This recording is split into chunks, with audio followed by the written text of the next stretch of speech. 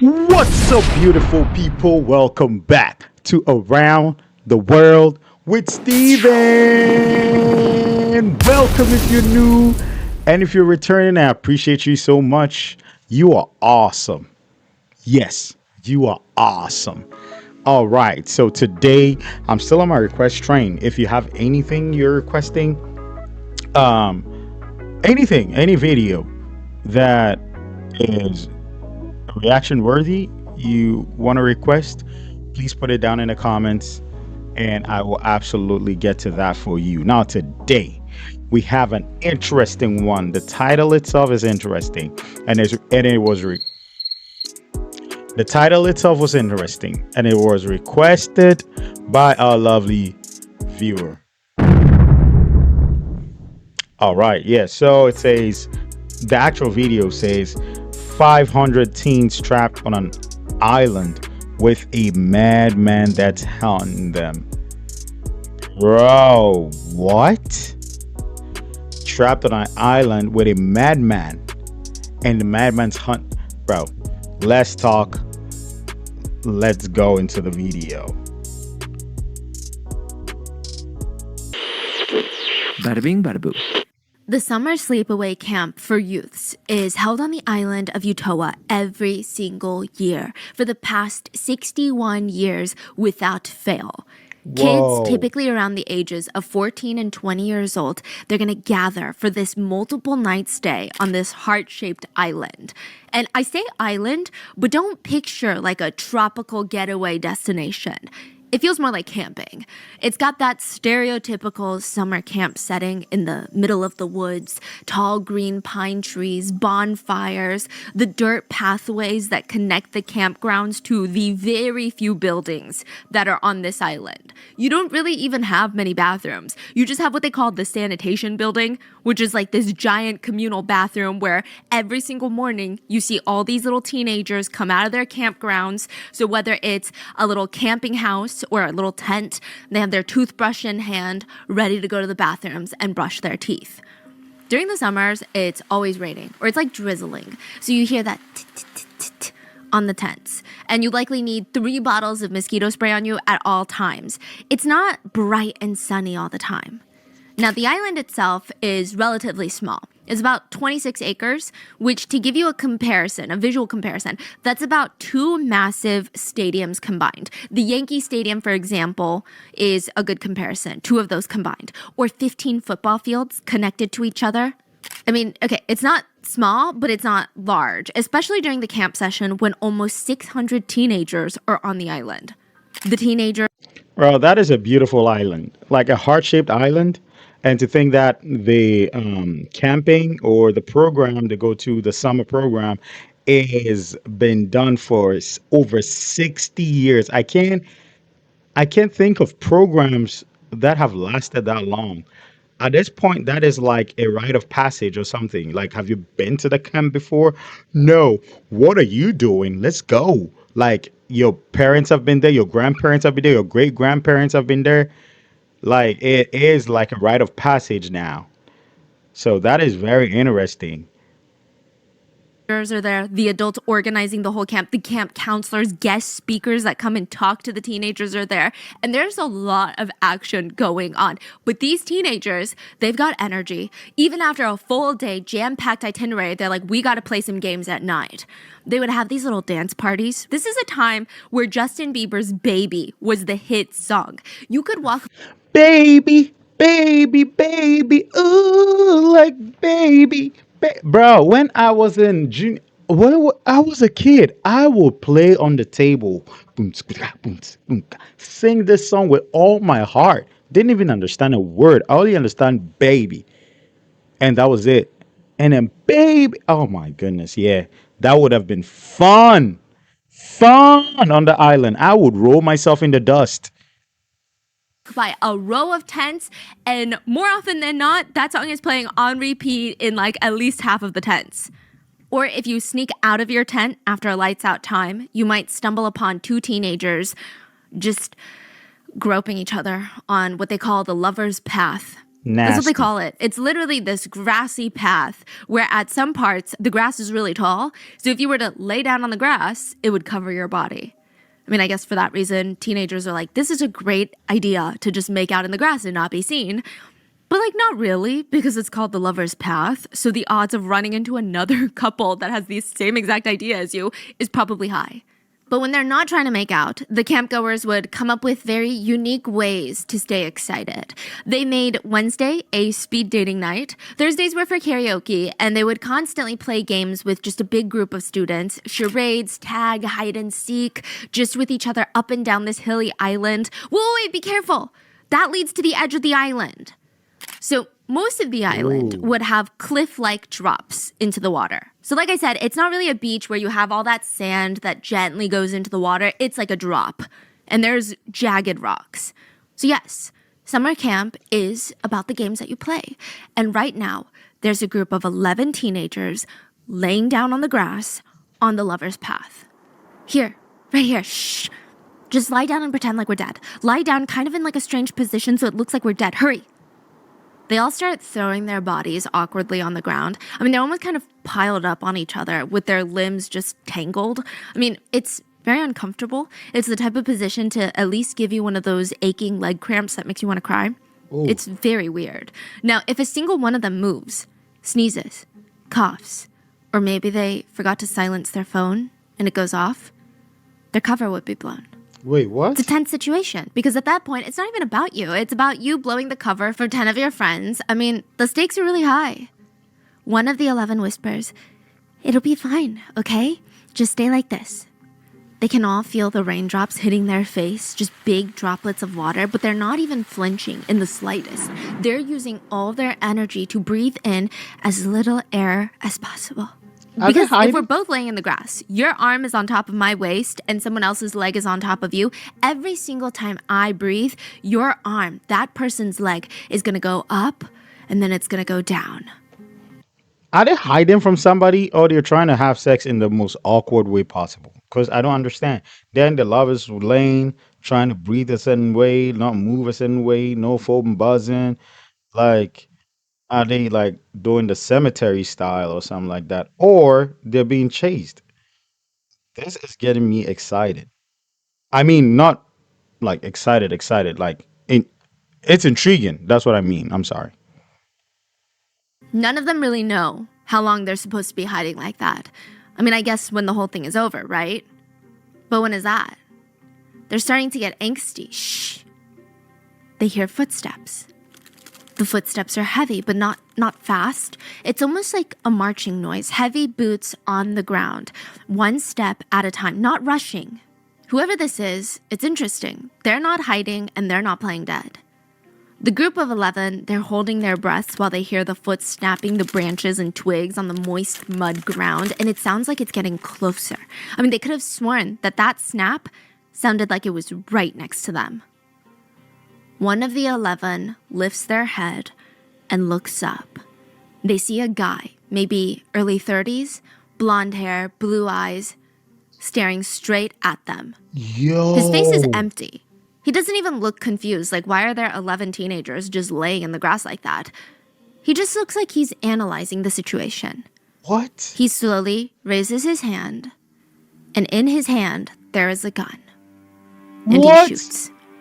He fires over and over into the human pile on the grass. If one wasn't shot yet, they were underneath friends who had been shot, and their blood was soaking into them now. One boy kept begging the rest of the group, "I'm dying. Please help me. I think I'm dying." Nobody could help him. They're all dying too. Out of the 11, only one would survive. 10 from that group would die. Jeez. But another 59 from the island, mainly teenagers, will also be killed in the next hour. What? Yo, this is insane. Oh my goodness. What? Man. To today's case involves a lot of heavy subjects that I think can inevitably turn very political very quickly. There are references to domestic terrorism, racism, Islamophobia, political opinions between who the perpetrator views as a conservative or a liberal. I know, it's a lot. Please view this at your own discretion and prioritize your health and your peace. So with that being said, let's get into it. Before we get into it, the last bit there, saying that it could turn political or it could seem like you're in a political divide or anything like that. If I say anything, I am saying it not backing any political party or any politician or anything. I'm saying it because that's what I think is right. If I'm wrong in any way, please put it in the comments, educate me because I appreciate that.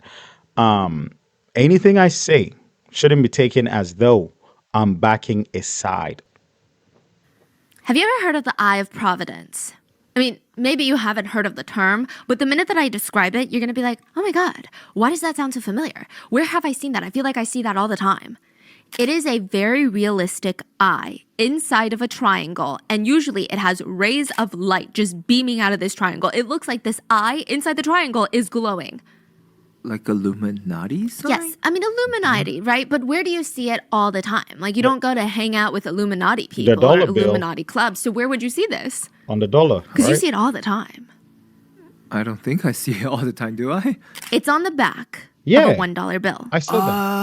Oh, that's On the dollar right. bill, Okay. yeah. USD, of course. Now, Yeah. technically, to a lot of people, the eye is supposed to represent the all-seeing eye of God. It's a symbol of divine providence, meaning the creator is watching over man and all of man's deeds. A reminder for a man to be humble and that there is a higher being. Like, it's a reminder. But others say, no, it's just creepy. It's a conspiracy. It's Big Brother. They're watching us. That's what that means. Look, I don't know how deep you look into it, but it could be the Illuminati, it could be a design choice for the banknote, or it could also represent one of the oldest secret societies, the Freemasons.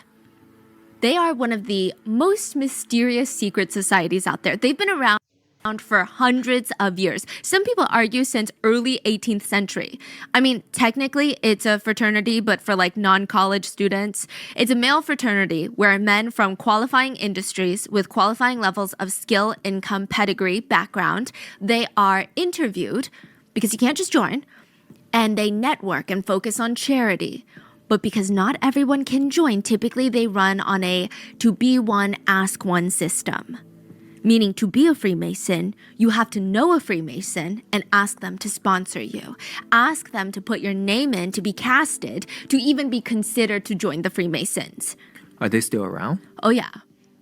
Now, if you pass that stage, the Freemasons will investigate you. They will look into your background, interview you, make sure that you're a good fit, and most of the time, you do have to be voted in. And just because you get in doesn't mean you've got the status and the power all of a sudden. Even in the Freemasons, there's a seemingly endless degree system because Freemasons are all about growth and journeying to become a better man. Allegedly, when a man joins the Freemasons, they have a series of oaths that they need to take, and one of them is protecting the secrets of the order. Breaking the secret, breaking the trust of the Freemasons is seen as a grave offense. There's rituals, ceremonies, allegedly, symbols with meanings, all of which, allegedly, according to slightly conspiratorial online Redditors, are all kept a secret for a reason.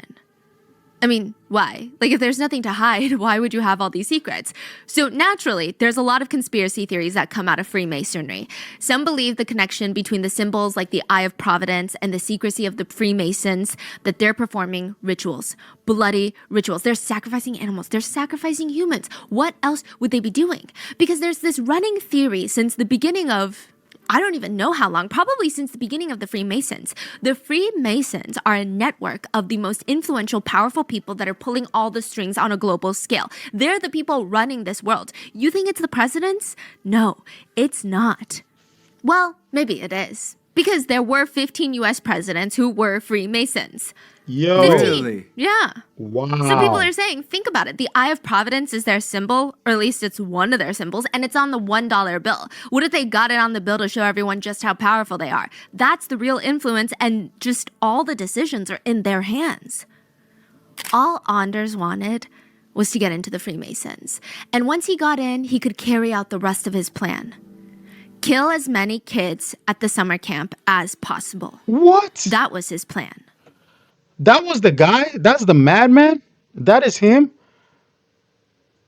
What the heck? And do you have to unalive people to join the Freemasons? I don't think so. Else they'll be arrested, right? I don't know much about it, but that's what I'm thinking. It wouldn't be a powerful group like they are if you have to unalive some people to get in there. Whoa. It was kind of a weird gift to get someone, a vibrator. Yeah. What? Okay, there's a woman who gets a vibrator as a gift. Now, conveniently, this is after she mentions to this guy in passing that she and her boyfriend broke up. I mean, what kind of message is he trying to send her by What the getting her heck? a vibrator? How is she even supposed to react to that? And then to make matters worse, every time he saw her after he gifted her that, he kept asking, "Did you use it yet?" It was just a lot. I mean, What? what is she going to say? She's starting to feel alarmed about the whole thing. He'd always kind of been like that. She'd known him for a while. Sometimes they would sleep in the same bed, and he would just press his body up against her, clinging onto her What so the heck? tight that she felt like she couldn't breathe, like she was going to go claustrophobic. Even if she tried to inch away from him, he would just inch closer and closer and closer to her. And it always What kind of relationship is this? Like that's your friend? What? That's probably why your boyfriend broke up with you. You have a weirdo. He broke up with you and he got you a dildo. Oh man, I'm a rapper right now. But what the heck is that? And you sleep in the same bed with this guy? And he's keeps asking, did he use it? Did he use it? Oh my goodness, that is disgusting. And I don't think she seems weirded out by that. Like what? felt like any minute now, he's going to force himself on her. Like he was trying to, Oh, you know, it's just a very uncomfortable situation. Because a son shouldn't do that to his mother, oh, right? What kind of son gives his mom a What? vibrator? How old is this? oh, whoa, what? Yo! Oh my god! Oh no! Son? 20s? And they still sleep together? Sometimes he would crawl in her bed. Now, if you want to people watch, the best place is at a red light. I'm serious. Okay, I think humans have yet to evolve to realize that sitting in your car does not make you invisible. Even if your windows are tinted, chances are that people can peer directly into your car and see you knuckle deep into your nostril, picking your nose. Even just people watching and looking at the car next to you at a red light, you can usually tell if that person is in a rush or not. Are they tapping on the steering wheel, but in this erratic way that you just know that they're not tapping along to the beat of the music, but they're late for work, so they're anxious? What But happened to them? also, if you're in Oslo, Norway, July 22nd, 2011, there would be a lot of time for you to people watch because traffic is jam packed. The only thing you can do is listen to music or just glance around and see if you can write everybody's backstory because the traffic is bad. You're not going anywhere. And that Wow. one was weird. There was a Fiat on the road, a small little Fiat, and inside of it is a police officer who looks incredibly tense. He's wearing a full body armor, black armor, one of those police outfits. He's wearing an all black riot helmet, and he's carrying a pistol in plain sight that's just laying on his passenger seat. I mean, normally that's not how he or any police officer would dress or handle themselves, but July 22nd, 2011 was a very different kind of day. Wait. I think I'm getting confused here. He's talking about a son and a mom weird ass relationship, and then when she said if you want to people watch, I thought somebody saw them and or something, but it seems like a whole different thing. I guess it's all going to tie up, and then a policeman. Okay, let's see where it goes. Nothing was going according to plan. Nothing was normal that day. That morning in Oslo, Norway, a white windowless van had parked right in front of a government building in the center of the capital city. And that white car would explode. There was a bomb What? inside. The building, the government building, it looks like a pressure cooker that exploded. There's footage from an angle of the bomb going off, and the building is still standing afterwards. It does not collapse, but it's kind of like when you play Jenga. You take out a full layer, and the whole building goes up and then falls down. It's still standing, but I highly doubt it's structurally sound. The inside has been torpedoed. Some floors have fallen into each other. The glass on the windows have blown outward, completely shattered. Even the metal, steel, and wood window frames, they've snapped. And they snap like when you snap wooden chopsticks. There's jagged end pieces, and they just go flying across the street. They slam into the building, across, onto the cars, onto pedestrians. The AC unit on this government roof is blown off, and it just goes flying in the air. There's debris and roof parts and construction parts. Damn, look at this. Just from that explosion, this is insane. Look at the debris outside. Oh my goodness. Everywhere. There's smoke coming out from that government building, and it looks like all the civilians had woken up in the middle of the night, came out, and looted the entire city. That's what it looks like. There's just dust. There's chaos all over the streets. When you look into that government building, the insides look completely charred. And you could have heard that explosion from 50 miles away from the center. But soon everyone in Norway, and honestly, globally, would know about this bomb. It was, first of all, a massive bomb. The bomb itself weighed more than a ton. It was about the weight of a small elephant or a hippopotamus. What? And it was homemade. What? To give you a better visual context, maybe you see this more often. You know those bulldozers that you have a singular person on construction sites working? Yeah. That's about that size. But a bomb. Well, in weight, at least. Now, the fuse had a burn time of slightly over 7 minutes, which means, 1, whoever did this, they put a lot of thought into their plan to escape. And 2, they could be anywhere at this point. The entire street is just littered with shrapnel. Every construction piece of a building is on the ground. They were going flying like bullets. There was a woman found with a foot-long wooden stake impaling her skull. Part of a window frame from the 10th floor office building had broken off, flew high speed at her head. She survived. The first people at the scene, police officers, even journalists, they all said they kept waiting for someone to scream. Goodness. And cut. They said What? it looked like a movie scene. They thought a director would come out and say, "Just kidding, guys. I'm sorry I didn't let the city know. This is all fake." Because it looked like an apocalyptic scene. But that call never came. Later, investigators would go up to the rooftops of the buildings, and these are not short buildings either. These are like 10 stories, multiple dozens of stories, if not taller, and they would find human remains up on the roof. The blast had been so strong, some of the victims were blown to pieces and their body parts went flying. Wow. One victim who was walking into the government building, the only thing left of his body was his hand that had landed on the ground, and on his ring finger was his wedding ring. Ha! The bomb killed 8 people, but by the end of the day, 69 people would be dead, most of them What? teenagers. Officer Martin is now sitting in traffic in his full police uniform, his riot helmet on his passenger seat, and he's got to hurry before all hell breaks loose. Once news of this explosion gets out, everyone's going to get in their cars and start driving. They're going to drive out to family members that live on the countryside just to feel safer. They're going to drive to the airport, which they just don't want to feel like a target. They don't know what's going on. Norway feels like it's under attack right now. Is this a terrorist attack? Who is attacking them? There's rumors that it's Al-Qaeda. It's a terrorist organization. They're rushing to go pick up their loved ones and make sure they're not out and about.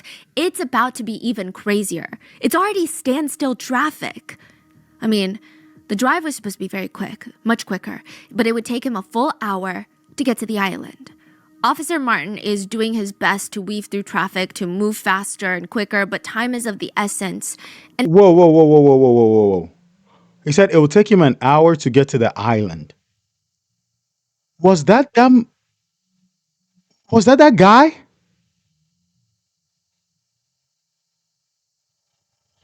Wait, was it the guy who did that? to distract so he could go to the island because I'm getting ahead of myself. I'm sorry. And it's interesting that none of the other officers have set up those roadblocks. Why not? What is everybody doing? At this rate, whoever set off the bomb is probably on their way out of Oslo and headed to their next destination, and who knows what they're capable of when they get there. Once the police officer gets to the docks, he demands that a ferry come get him and take him to the island right now. It was the police department higher-ups' orders. They're going to station police officers everywhere around the city, and the island needs to be contained. They're going to go into full lockdown mode. There's going to be 2 other officers that are going to be assisting. They're going to need to be picked up by the ferry. We got to go. Stat. The ferry comes to pick up the officer, but the captain is a little agitated. How come I wasn't made aware of this? I mean, man, it's complete chaos in Oslo right now. What do you mean? The policeman gets on the ferry with a briefcase and a rifle. The captain of the ferry is stressed. I mean, there are children on the island. They're going to be very stressed out. They're going to be panicking if they see a rifle. I don't think any of them have even seen a weapon in real life. It was agreed that he would keep it hidden. But also, why are the police so adamant on securing the island? I mean, it seems like the least likely place to be attacked next. Because if you're thinking about a terrorist organization, wouldn't they go for metropolitan areas, massive buildings with lots of people housed inside? Well, the building attacked by the bomb was the Labor Party building. Okay, it's a government building, so think of it as, I guess, like the White House, right? The Prime Minister, his office is in there. The people in power right now in Norway is the Labor Party. They're like the Democrats, if you will. And right now on the island is a Labor Party youth gathering summer camp. Oh The island my is owned by the gosh. Labor Party, and every single summer, the Labor Party Youth League has a massive summer seminar. The former Prime Minister had just been on that island like a few hours ago to speak with the youth, the future Labor Party members. And they were all, almost 600 of them, were trapped on an inescapable cliff-like island. So yeah, police are going to have people stationed there. When he gets on the ferry, the captain asks him for his name. Officer Martin Nilsson? Maybe the captain of the ferry felt safer, knowing that a police officer was going to be on the island. That way, they would know that the kids are actually going to be safe. Maybe in the hectic chaos of things, there was almost a moment of relief, maybe. But there shouldn't have been, because if they had all just looked a little bit closer, they might have realized this man's police uniform was fake. Oh my This goodness. was a fake police officer with a rifle and a briefcase filled with bullets. He had set off the bomb in Oslo, and he was now making his way to an island full of teenagers, Oh my which just leaves goodness. one question. What was this fake cop's plan for the island? The couple are staring at each other because the whole thing just feels illegal. I mean, there's no way this is real life. Is this some sort of test by the foster care system? The dad talks first. Excuse me?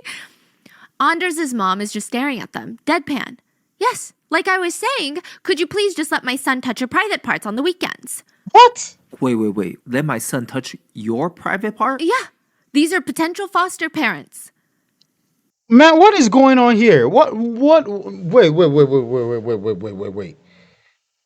What is going on here? It goes to like um a son and a mom acting weird to somebody bombing a city and on the way to the island and then let my son touch a private part? Dang. Yo. This story is a roller coaster of I don't even know. And the biological mom is saying, hey, can you take my son with you on the weekends? But also, please let him touch your wee-wee. What? I mean, this cannot be real right now. Anders is 2 years old when his mom applies for him to be assigned weekend parents. So in Norway, they do things a little bit differently, but it's kind of like temporary foster care, just foster care on the weekends. Anders' mom could prove that she did not have the capabilities to care for her children on the weekends without the help of the public schools. She doesn't have the resources nor the time. So she's paired with this nice newlywed couple that could take her son Anders on the weekends and just do normal childhood activities with him. Take him to the zoo, go buy him some books, help him with his development. But first, they needed to have a few meetings with Anders and his mom. So the first time the couple meet Anders, the little boy, and the mom, they think the mom is weird. The mom is strange, she's just kind of off. She just didn't seem all the way there. The second time they meet, though, They thought she had lost her marbles. They thought she was absolutely bonkers. That's when she asked if her son, Anders, could touch the foster dad's, her argument was, well, he has no father figure in his life, and he only sees girls' crotches in the house, and he doesn't know how the male body works. What?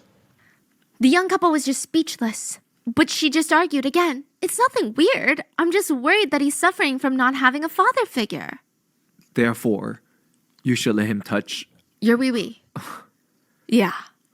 She was very anxious that Anders was going to grow up weird without her dad. Because Anders' parents, they divorced when he was only 6 months old. And his mom argued he had no father figure his entire life and he's turning out weird. Now, to be more accurate, I don't think Anders really had any parental figures in his life. Anders' dad was a diplomat who was divorced with 3 kids from a previous marriage, and Anders' mom was this nurse, 11 years younger than the diplomat. They actually met in the dark, not-so-romantic, dingy laundry room of their apartment complex. Quickly, they get pregnant, so a lot of chemistry there, and Anders is now in his mom's belly. And from the get-go, not a good plan. This whole thing was just a giant red flag. Even Anders' mom knows it's a red flag. The dad, he's not a loving dad. He already had 3 kids from a previous marriage, and anytime the 3 kids come to visit him, he would just shut them out of his head. He wasn't abusive, but he was definitely neglectful at best, in my personal opinion. He's someone that does not seem to care for children at all. Anders' mom, she went back and forth about whether or not she wanted to terminate the pregnancy. Do I terminate? Do I not? Do I do this? Do I do not? I mean, there were so many glaring red flags, but at the end of the day, this is her baby, right? By the time that she made up her mind, she wanted to terminate. Termination was made illegal. She could do nothing but have this child, and she hated this child for that very reason. She's like, this child in my stomach is a parasite. She felt like this baby was absorbing all the nutrients, growing, kicking her stomach so hard to the point where it feels like it's on purpose, where it feels like it's personal. While every day she grows weaker, more nauseous, less attractive. She's aging every single day, and the parasite just keeps getting stronger and stronger. You're a nurse. You should know this. Are you serious? Parasite? Oh my goodness. Some people we call parents. Hey, you think your child is a parasite? You work in a hospital. And it looks like Anders, well, a neglectful father who's a deadbeat and a psychotic mom who likes his son to touch people's wee-wees. Yeah, he has not much of a future. Oh my goodness. So I guess he's the one who bought a fake penis for his mom and asked if he kept using it sleeping. Oh my god, this is all dang. She said, it's almost as if he kicks me on purpose to torment me. And you know how some people are just like, no, just wait. The baby's going to come out and you're going to fall in love head over heels for your child. Just you wait. Maybe that's what Anders' mom was told by her friends. But the minute that Anders came out of her, she felt like something was wrong with him. She thought all those pain meds that I was given during birth, because I was in so much pain, it messed him up somehow. I don't know how to point it, but something's wrong with this boy. Regardless, when Anders was about 6 months old, his parents get a divorce and he went with his mom. I mean, not that he had a choice and not that his dad fought for him. And from then on, it would just be his mom, his older half-sister, Elizabeth, from his mom's previous relationship, and Anders, and whichever boyfriend Anders' mom had at the time. Now, maybe Anders was too young to know how many boyfriends his mom had at the moment, but the neighbors weren't. I mean, they probably had a blast keeping a tally of all the new ones that would show up at her door while her kids were home. Can you believe it? You know, she leaves her kids at night, and then she goes out to do God knows what with God knows which man, and then doesn't come back until the morning. They're not even old enough to be left alone during the night. And the saddest part is, their mom is so focused on her sex life that she doesn't even care that the children are starving. I know, most kids I talked to, they said they went over to hang out with Elizabeth, the half-sister, and they would come back home starving. And they would report to their parents, they don't eat dinner at Elizabeth's. Dinner's not a thing there. Oh my Yeah. gosh. But the sex sex life thing was very alarming. I mean, if you're the family's neighbor and you happen to be trying to get into your apartment at the exact same time that the mom is trying to get into the apartment, you'd probably be freaking out because she will keep you in that hallway for hours trying to talk to you about anything that comes to her mind. And apparently the only thing that comes to her mind is aggressive sex. What? Yeah, it was described by many people as being incredibly aggressive conversations about sex. That's all she could talk about in front of her own children. Elizabeth is maybe 10 at this point. Anders is 4. Elizabeth was like the mom of the family. She would find an excuse for the neighbor to take just so that they could run away from their mom. She knew that her mom was a mess. She'd be like, Mom, don't we have to go put these in the freezer before they defrost? Come on, Mom, we gotta go inside. A lot of the neighbors, the teachers, they all reported something odd was going on in that house. Social Services and the Center for Child and Adolescent Psychiatry ends up investigating multiple times. And Anders' mom is she's not doing really well. I mean, she clearly suffers from intense, untreated mental illnesses, but it's also just progressively getting worse. Child Services noted on numerous different occasions, mother seems severely depressed. She states she is thinking of just walking out on the children to go live her own life. She describes herself as being, quote, a nervous wreck. But at the same time, she blames all of her problems on Anders. She said that he was uncontrollable. He would have these temper tantrums for the smallest thing, according to his mom at least, would push around his older half-sister and even his mom. She said that he was so angry, his punches were painful, and if they ever tried to shake some sense into him, literally they would shake him like, what are you doing? Stop it! His mom claims that he would just smile and then shout in her face, it doesn't hurt. It doesn't hurt. Just to taunt her, just to drive her nuts. She said, clearly, something is very wrong with this boy. He doesn't like to play with the other kids. He never does any pretend play, which is a big red flag in children's development. So you know how kids pretend to be a princess, a butterfly? Mm-hmm. If you don't do that, it is a little worrisome. It's a huge part of how they develop their brains. Yeah. Now, he never interacts with other kids. He just likes to stand on the side and observe, even at playgrounds. Even if he hurt himself very badly physically, if he tripped on cement and got a crazy road rash, he wouldn't cry. He would just stare at it. And that is bizarre. Anders' own mom described him as clingy, difficult, demands a lot of attention, and aggressive and nasty. Anders' mom would keep asking doctors if there was anything at all that they could diagnose Anders with so that she could get him on meds to help, with everything. AKA, she wants to stomp out his personality with medication because she thinks that he's too much. So especially... No, you need medication. You need medication to be a good mom, and you need medication to stop talking about aggressive sex. What is wrong with you?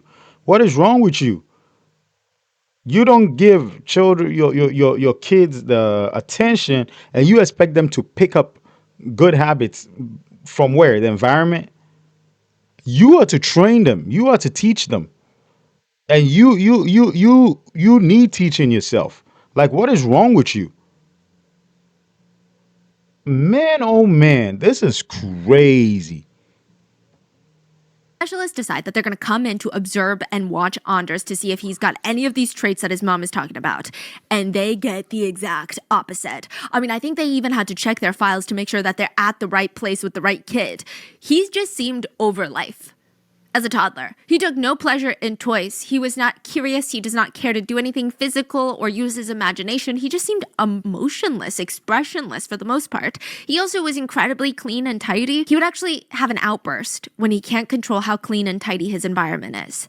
But the good thing is, the doctors observed that once they changed his environment and got him to adapt to a new setting that was a lot more kid-friendly, he started slowly exhibiting more childish traits, which is like being curious, wanting to play, doing pretend play.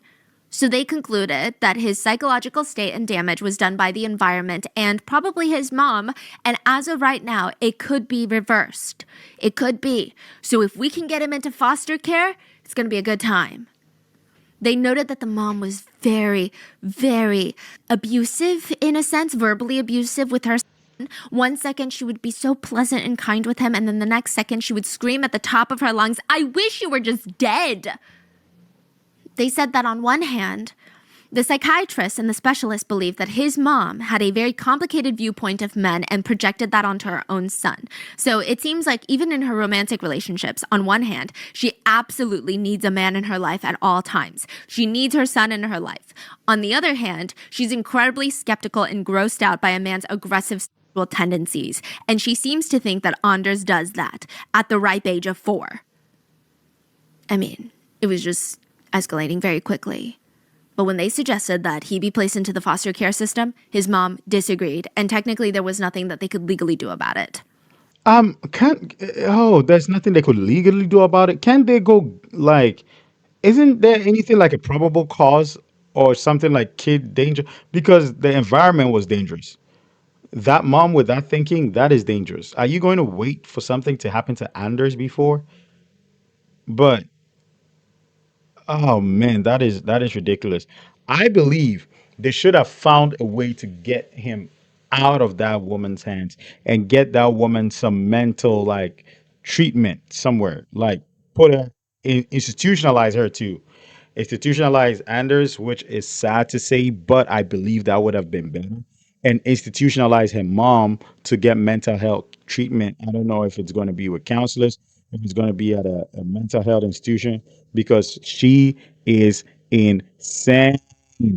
She wasn't fit to have kids under her care. But that was when he was a kid. Later, as a teenager, a few of the neighbors, they could see the red flags in Anders. I mean, they could practically smell the red flags. Really. And when the neighbors, they stepped onto their front doormat to walk into their homes, their shoe would sink into the doormat and make that disturbing squishing noise. It's like if somebody soaked the doormat in a tub of water, pulled it out, and then you step on it, it's like squish. And they're like, that smell, I know that smell because there's no way it's water. It's pee. And there was only one resident who would pee on all the doormats, and it wasn't a family pet, it was Anders. But it's best not to even say anything about it, because if you talk to Anders' mom, she's not going to do anything about it, and if you talk to Anders about it, he might retaliate even harder. One of the neighbors likely said something because her doormat was peed on, then her weekly newspapers were soaked in pee, then her storage room in the basement also peed on. There were rumors going around that he liked to play Master of Death and Life with ants. He would find an ant colony, and he would see them all walking in the straight line, all the working ants, and he got off on the idea that he could eeny, meeny, miny, moe, and then just squash one to death. It was all Oh up to him. It was his wow. choice. They didn't get a say in who survives and who dies. He would catch bumblebees and put them in a cup of water to watch them drown, and he thought it was hilarious. He would even have these rats that he shoved into a small cage, and it seemed like the sole purpose of having these pet rats was so that he could hurt him. But eventually, he would move on from rats to people.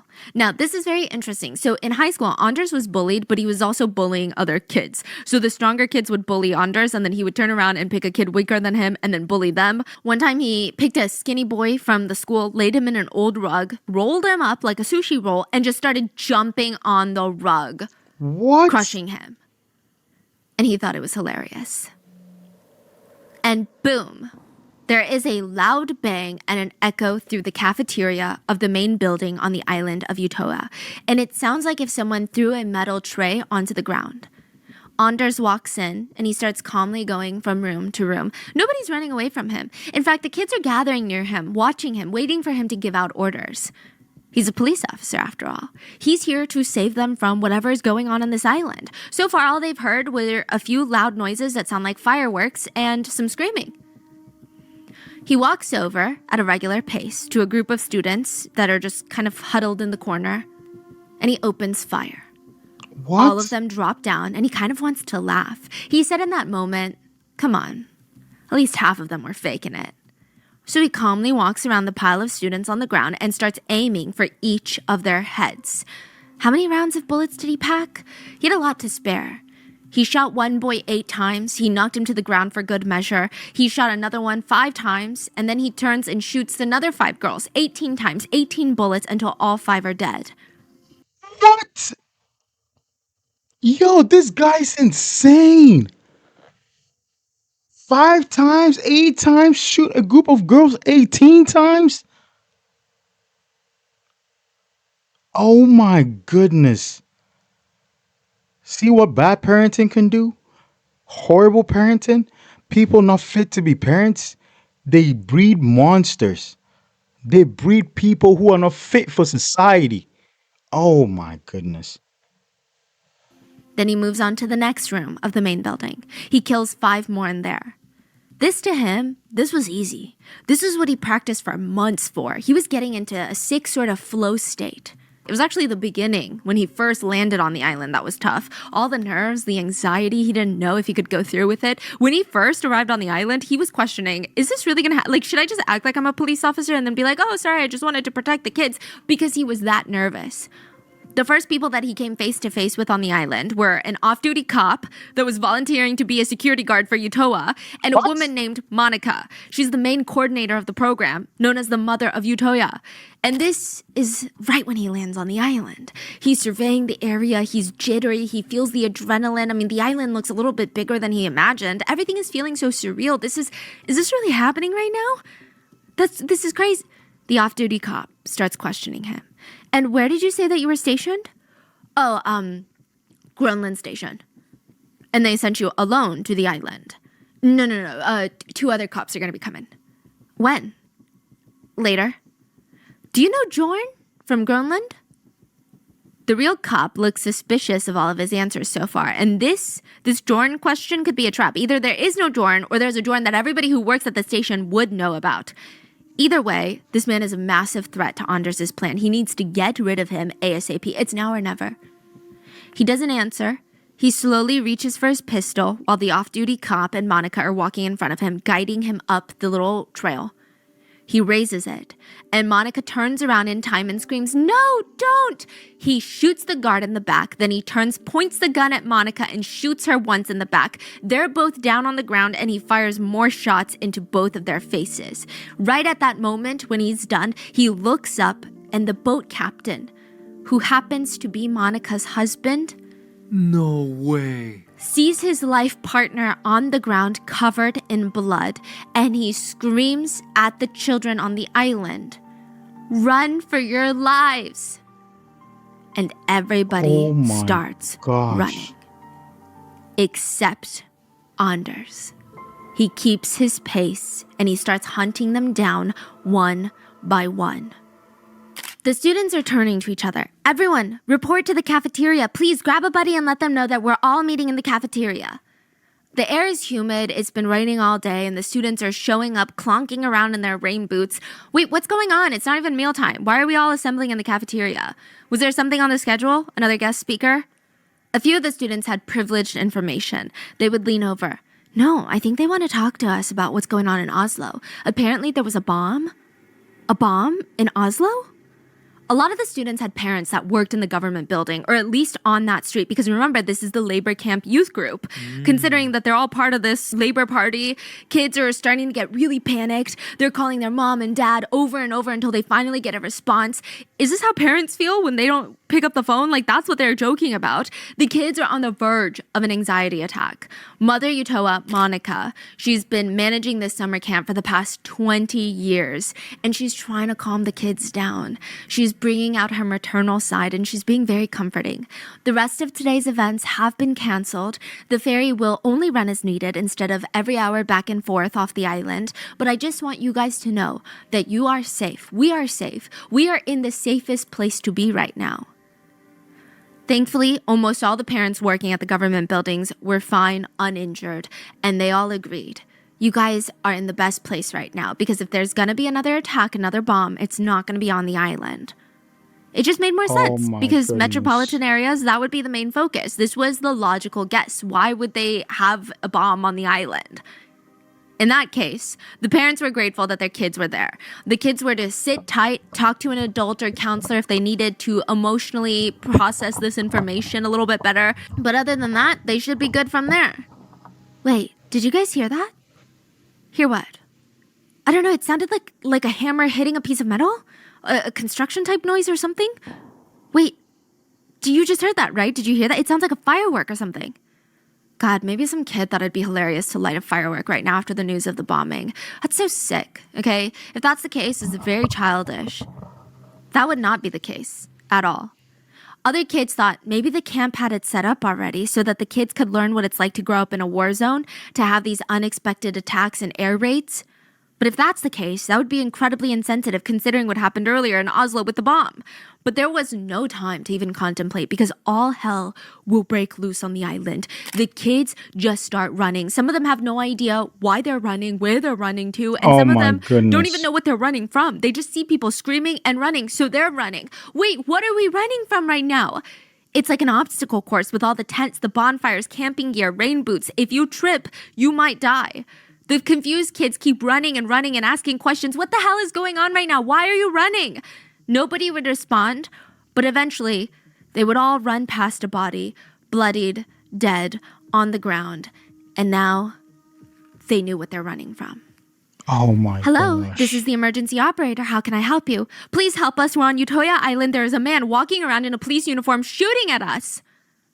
The line goes dead. Guys, remember this is an island. You're trapped. There has to be a ferry or a boat or something to come get you. This is insane. And the island is as big as 2 football fields. If this maniac gets excited, you think he can't walk around it?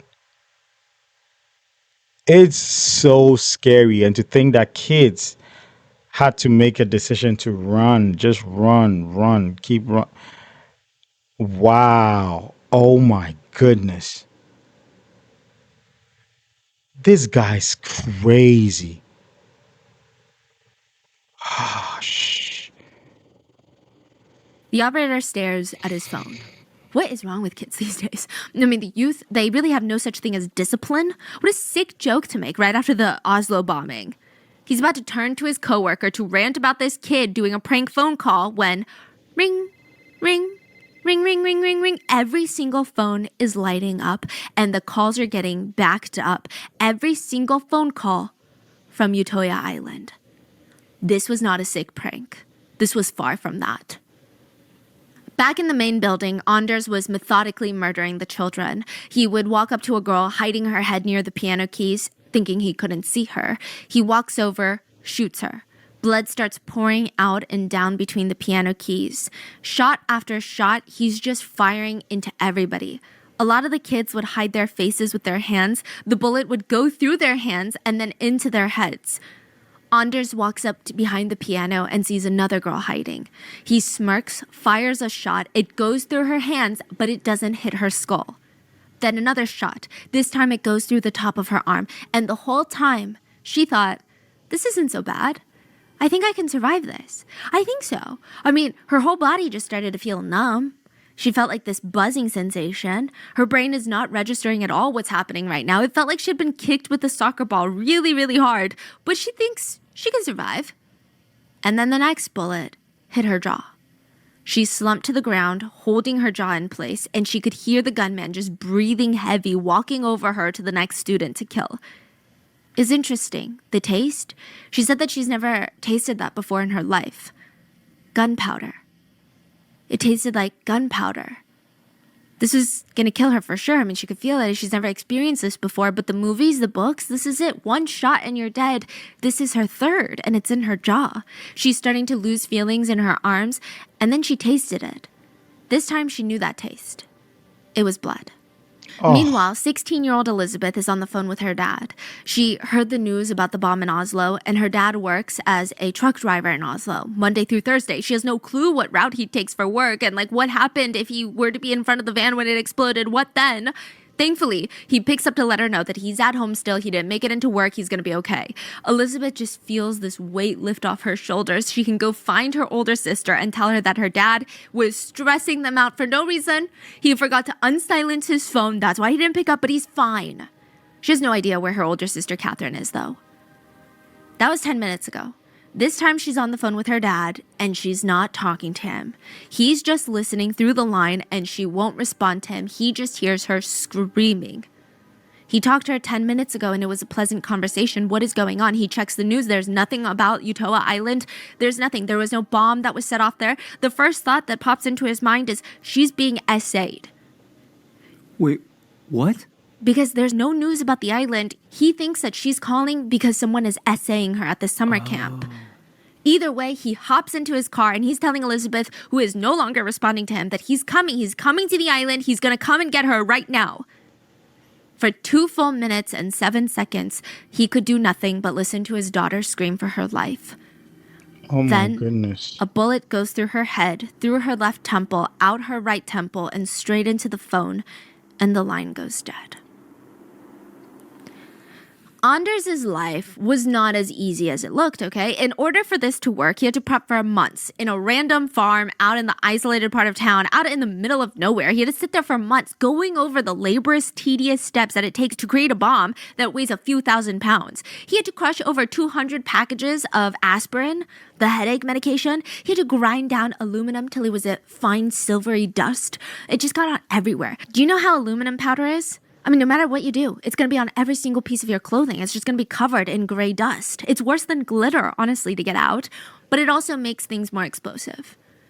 He had moved to the farm a few months ago. It's about a 2-hour drive from his mom's house, and he clearly underestimated the amount of work that this whole thing was going to take. His plan was to create a fertilizer bomb. But it's not as easy as they say online. Fertilizers for farms are usually in pellet form. Each pellet is coated in a water-repellent material. To make these pellets detonate, because, you basically have to soak it in diesel and gasoline, the pellets have to be crushed in order for it to become explosive. Now, how do you crush it without grinding it? He doesn't have a machine. So he would just put them all over on the red barn floor and grab a dumbbell, one of those workout dumbbells, and he would just crush them. He barely got through anything. Nothing is going as planned. His whole body feels like it's been ran through by a truck. He's so sore all the time. He feels like his arms are going to fall off. His time... And I really wish those happened to him in real life. I wish he got ran over by a truck. I wish his arms fell off. I wish somebody found him and then... I can't even say it. This guy is a piece of...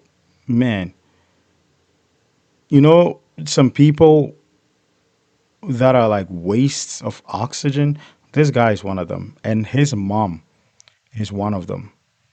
This guy is one. His mom is one. Waste of oxygen, waste of space. This shouldn't have existed. And I'm not sorry to say that. Lane keeps getting pushed back and back and back. At this point, he's gonna miss the summer camp. And even when he was able to do it, he's reading about all these shady websites and how easy it is to get ignited and how so many people have blown themselves up in the process of trying to create a fertilizer bomb. So he's feeling a little freaked out. And the fertilizer dust is everywhere. He said, I used a 3M mask, but surely I'm going to die of cancer within 12 months. I mean, I must have gotten so much of the fertilizer dust into my lungs. He would make mini versions of the big one that he was planning. And when it was thundering outside, he would take it out into the field to test it, to make sure it works. That's crazy. And it gave him a lot of anxiety. What if someone hears it? What if someone sees him? But also, what if it detonates before he can walk away? What if the fuse doesn't work as planned? Then what?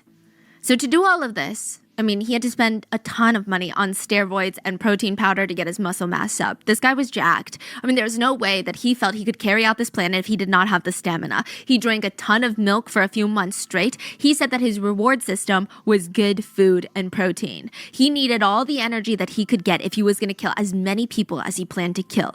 He wanted to kill over 100. Some people have described the island of Utoya as a piece of heaven on earth, or at least before July 22nd. If you look at the island from an aerial point of view, it's heart-shaped, and people say that it has all the best things about Norway just compiled into this one tiny little space. The trees, the water, the climate. The island itself is pretty underdeveloped, which just adds to the beauty of it. There's no crazy resorts on the waterfronts. The island is owned by the Labour Party in Norway. So there's just a few buildings out there for the purpose of gatherings and seminars and, most importantly, the youth summer camp that had been going on for 61 years. Yeah, the few buildings on the island include the main building. That's where all the guest speakers come to do these massive group activities. Then you have the cafeteria, a cherry red schoolhouse, tiny green cabins, as well as clearings to set up tents. There's also this little flat patch where you can play soccer. But most of the island is wooded. And these wooded areas, they just drop randomly down into a cliff into the water. There was really nowhere you could run. And he was hunting them. and they had nowhere to hide. He would later say it's not like the movies, the way people die. Yeah, I mean, there were two ways that people reacted to him on the island. This is what he said. Either they would lay down and pretend to be dead, or they would freeze completely, like their feet were glued to the ground. They could not stop staring at him. He would have the gun barrel up to their face, and they could not run. Nothing was holding them down. They were just frozen. It's like they knew what was going to happen next. He was going to shoot them. He's not going to spare them. He just thought it was so strange. I mean, he never saw anything like that in the movies. But he was also experimenting on his time in the island. He said one time he shot a girl mid-scream. He fired into her mouth. Her skull shattered, but her lips remained unharmed. The bullet did not graze any part of her lips. He's basically bragging that his aim was good. He also would later report that he shot people's heads, and they would all sort of let out this exhale, like a He thought that was interesting. He said it didn't happen all the time, but most of the time it did. And he never read about that anywhere, nor was it depicted in the movies. There are reports, though, that after he aimed and shot someone, he would let out a quick little whoop or a cheer. And even then, there was still a lot of chaos on the island. Obviously, nobody knew how many shooters there were, or if he was the only one, or if there were other officers on the island. Everyone was confused. Is this a real cop? Is this not a real cop? Near the middle of his spree, he would get tired of checking every nook and cranny in the grass and in the buildings. He resorted to luring the kids out. Is everybody okay? We caught the gunman. You're safe. The ferry is coming. We need to line up and get you on the boats. Kids would put This piece of shit needs to be unalived, but in the worst way possible. I wish, like, the government could tie his hands to moving vehicles on opposite sides and then drive off, or something crazy like that. Are you serious right now? Innocent kids? I don't care what he did it for. This guy is the biggest piece of shit I've ever seen in the world. And I hope, man, if they give this guy a slap on the wrist, I'm never ever going to believe in humanity again. I don't care. This guy deserves to be unalived. Nothing less than that. poke their heads out of their hiding spots and see him in his police uniform with the police badge on his black shirt and all the gear that a real police officer would have. Come on, everyone. We've apprehended the shooters. It's safe now. We got to get going. We got to make sure that everybody's accounted for. One by one, they would hesitantly get up and walk from the area of the grass that they were hiding in. And once he gathered a big group, he would lift up his arm and open fire. Oh my goodness, that is... After being shot, one survivor said she was shot in the shoulder and in the stomach, then later once through her thighs, through her legs. And she remembered thinking, okay, so this is how I'm gonna die. This is it. She just remembers feeling so thirsty and just waiting for death. She closed her eyes, and even before she closed her eyes, she said that everything looked foggy and misty, and the sounds were all muffled as if she was underwater. And she thought, oh, this is what death feels like. Okay. She closes her eyes and she gets ready because she said, I'd rather just die quickly. But the darkness never came. And she opened her eyes again and she felt this overwhelming sense of, well, if death doesn't come to me, why would I go to death? I should try and survive. And she said that she kept thinking about two things to keep herself awake and distracted. One, she hadn't seen the last Harry Potter movie yet. She read all the books, but the last film, Deathly Hallows Part 2, it'd be a shame if she left the series unfinished. And two, there was this guy in her class. He was a total douchebag, and she never told him he was a douchebag. And she said, so now, unless I go and tell him he's a douchebag, he's gonna live his whole life not knowing that he's an ultimate douchebag. So she had to stay alive for that. Anders did spare a few of the kids. One was this little boy. I believe he was there with his parents, and Anders believed that he was too young to know any better, too young to have a choice on whether or not he was at a camp like this. So he spared the little boy, but also he needed some more bullets. But he also spared 21-year-old Adrian. Adrian, in the beginning, when he first heard the firework-like noises, he did not believe that someone was hunting them. I mean, as of right then, this just doesn't make sense. It's kind of ludicrous. The idea of someone coming onto the island and shooting at them in Norway, where it has one of the lowest murder rates, like, people don't just shoot people in Norway. That's crazy. Adrian thinks genuinely, like, someone in the camp is trying to have a sick joke right now. And even though his brain is having a very hard time processing everything that he's heard, his body's reacting. He is half crouched, hidden behind a tree, and all around him he can feel more teenagers crouching and waiting to see what's the best next step. Everyone but the girl in gray. She did not hear anything. She had been in the showers the whole time. She had no idea that her friends were being hunted and murdered in the woods. She didn't hear the gunshots. She was in the shower. She's walking out of the bathroom, and all the other students are holding their breath, because she's on the phone and walking straight towards the guy with the gun. No. The man starts walking straight towards her too. He doesn't speed up or slow down. He just walks at a leisurely pace, and he looks like he's intrigued. Like they're just strangers that are about to pass each other on a hike. But when they're a few feet away from each other, the girl looks up and her whole body tenses. There's just something so unsettling about this whole situation. Why is there a police officer on the island, and why is he holding a gun, and why is he looking at her like that? And there's nobody around.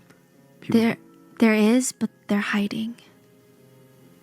Right. Her whole body tenses, and she instinctively takes a few steps back. And the students in the grass see the man lift his right hand and shoot her straight in the head. And she is dead. That is when Adrian realized, this is not a prank. This is very real. Adrian and the others, they make a run for it. They start running towards the edge of the island because they're ready to jump off the cliff and into the water. They start throwing themselves into the water, under the water. Maybe if they're under the water, he can't see where they are. And maybe if he can, the bullet can't reach them that quickly and won't have the same amount of damage, since bullets travel slower due to the density of the water. Exactly. So Adrian is knees deep in water when he looks to his side, and he makes direct eye contact with the barrel of the gun. And it feels like multiple Mississippis have passed. Time is slow. He imagines his parents and their cute Australian shepherds just showing up to his grave, and he's thinking, what a shit way to die. That's what he was thinking in that moment. And he looks up and he screams, "Don't shoot!" But he instinctively closes his eyes, waiting for the impact of the bullet. What does being shot feel like? I mean, I guess he's gonna find out, right? But when he opens his eyes, the man has lowered his gun and is stepping away from the trees. What the hell? Is his gun jammed? But then he hears two more shots ring out almost immediately. The man, Anders, would later say he did not kill Adrian because Adrian looked like a conservative rather than a liberal. What? What? Anders had a manifesto titled 2083, a European Declaration of Independence. The whole thing is 1,500 pages long. 1,500 pages, not words, pages long. And when he's done, he had a plan to email it to over 1,000 people before he committed his crime, which he did. The manifesto was emailed out to like an email list before he committed the crime, before he bombed the government building. Who's on the list? A lot of them were neo-Nazis that he met on a forum that he was collecting their emails, but also they would include Norwegian politicians and journalists. The whole dragging 1,500 pages of the manifesto are just him critiquing Norway, Norway's Labour Party, multiculturalism. I mean, nothing he says is revolutionary, eye-opening, even thoughtful, or remotely correct. Most of the pages are littered with historically inaccurate, rambling rants of someone who thinks that they know more than everybody else. Also, it's just filled to the brim with hatred. Basically, he's a raging racist. Most of his hatred is aimed towards anyone that is Muslim. He really hates Muslim people.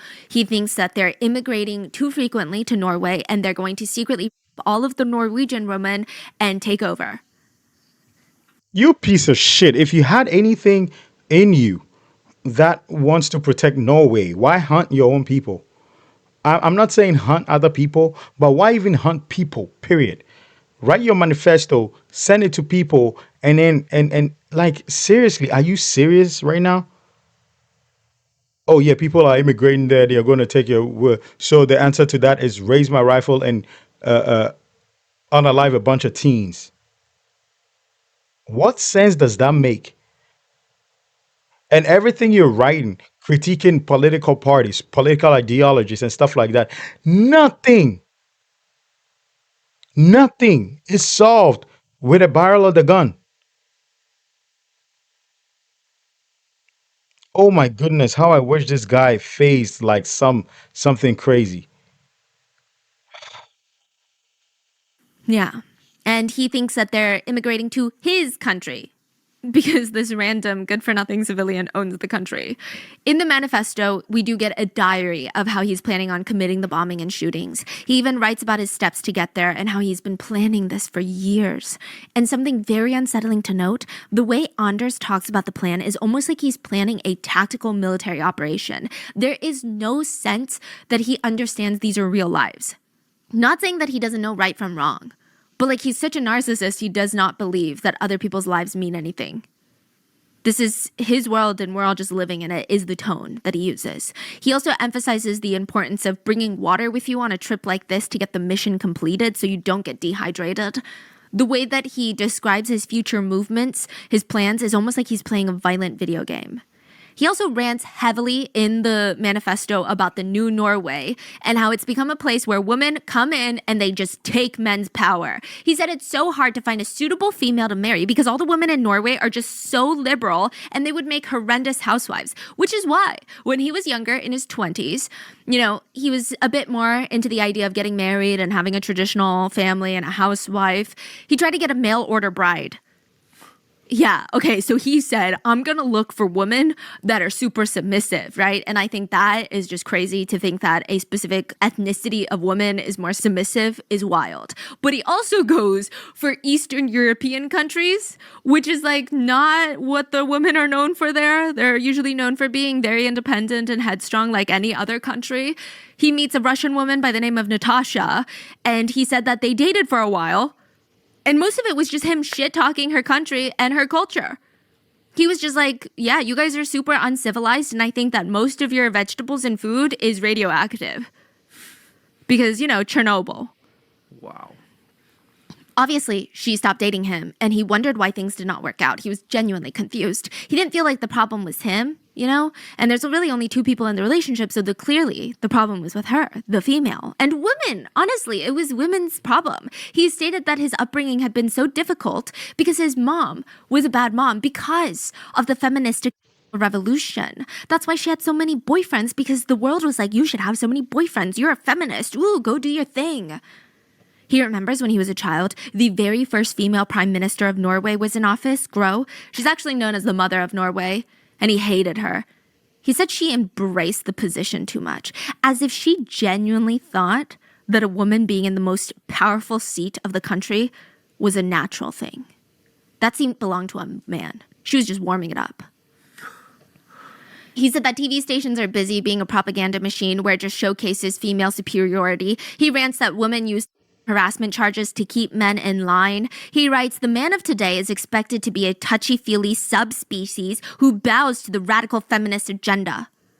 To summarize 1,500 pages, the women were taking over, and now this was turning into a vagina state. That's what people like him called it, a vagina state. Yeah. So what is he going to do about it? First, he's going to kill all these people to make a statement. The Labour Party, the Democrats, the Liberals, if you will, the people that want women in power. Gro was part of the Labour Party, and it is the current ruling party of Norway at the time in 2011. He wanted to kill them, strike them down, make a statement. Then he would find a way to take over and stop the ruling of their country. And then he would create the most specific conditions for breeding the best race. You had to have blue eyes and blonde hair. He would create these surrogate factories where men with blonde hair, blue eyes would go in and just impregnate blonde-haired, blue-eyed women so that these genes don't disappear because of all the Muslims that were coming in and having sex with Norwegian women. That only makes sense. And that only makes sense to somebody who pees on people's rugs and doormats, who pees on people's newspapers. Such an idiot thinks he's making so much sense that, oh, I'm going to get rid of this race and I'm going to make it the perfect race and everything. Well, the first person you should have erased was yourself and your stupid mom. Both of you needed to be erased. Both of you are the problem, not a political party, not political ideologies. Both of you were the problem. You are the most shit human being I've ever. Well, no, you are the most shit thing I've ever seen. You're not fit to be called a human being. I do not care. This person or this thing. It is, are you serious right now?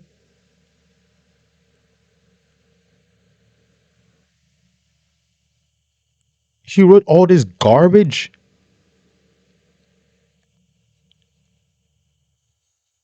No way. I want to hear the unalivement penalty for this guy. Nothing less. Wait, so he had a plan after this island Yeah. shooting? Wow. It was a very dumb plan, but he did have a plan. I mean, it's honestly wild because he felt like he was one of the superior people to repopulate the population, right? Most people describe him as being average. They basically state he's so average, he's not even good at being average. He's average at being average. He was an average dude, average grades, average personality. He was even an average bully. He wasn't even like the worst bully in school. He was just like a very average dude. The students on the island, they had two choices. Stay on the island and get shot, or try to swim away from the island and likely die by getting shot in the water or drowning. So they're all throwing themselves into the lake, and their heavy clothes are dragging them under the water. It's a dangerous place to swim. And then the figure appears.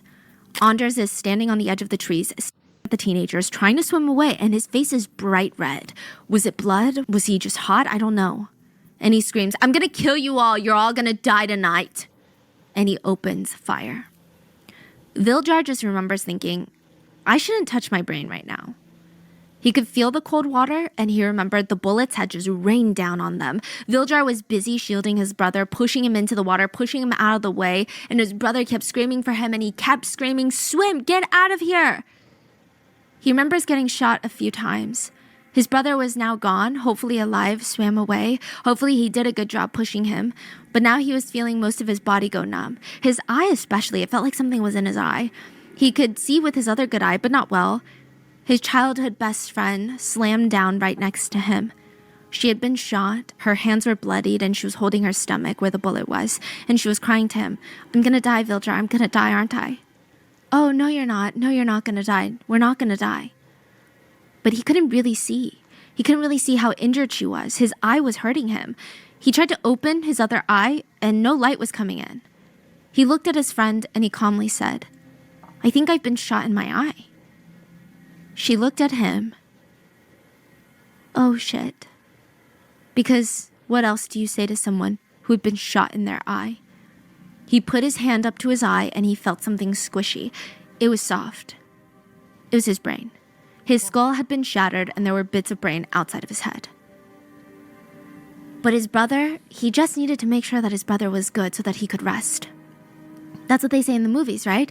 Keep yourself awake until your loved ones are good, and then you can go to sleep. So he laid there on the shore, telling jokes to everyone there.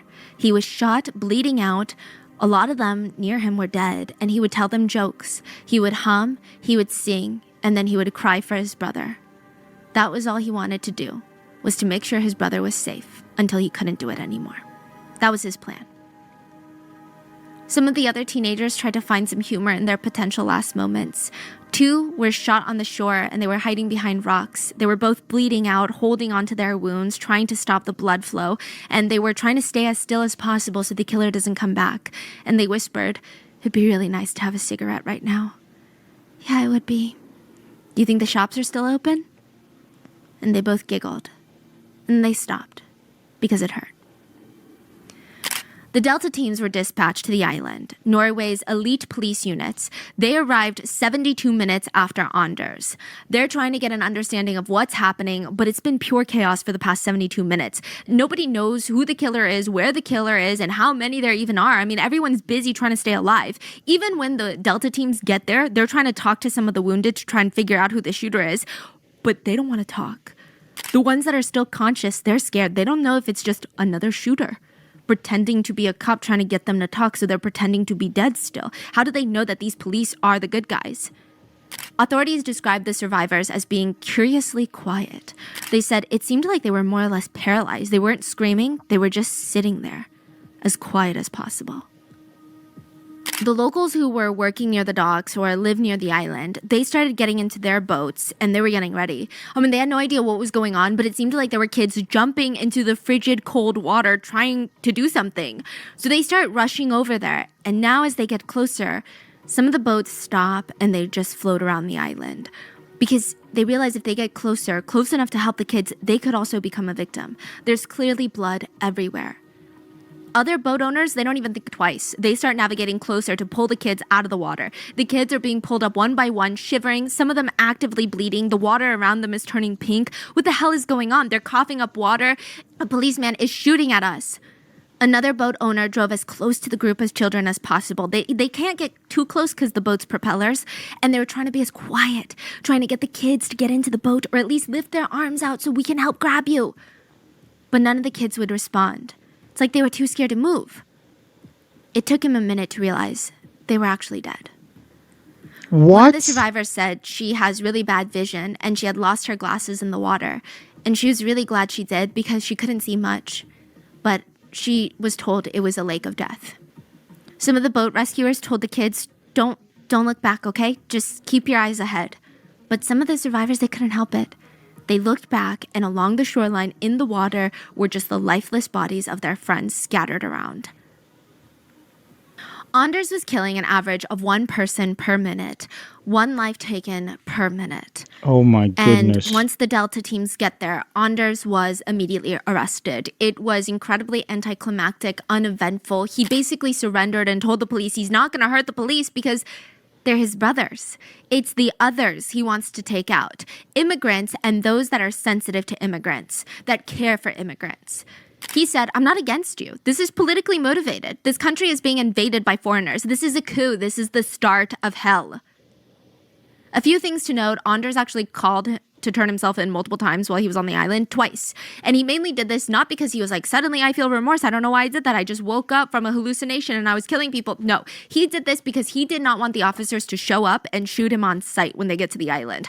Ironically, he was very invested in wanting to save his own life. And additionally, he kept calling his crimes executions, like the victims were executed by the state or something. He refuted them being referred to as murders. What a piece of shit coward. Oh my goodness me, I'm so mad. Bro, you are doing all these things and you're scared for your fucking lifeless life, your devalued life, your nothing life. Like you want to protect your life. Can someone understand this pig useless bro?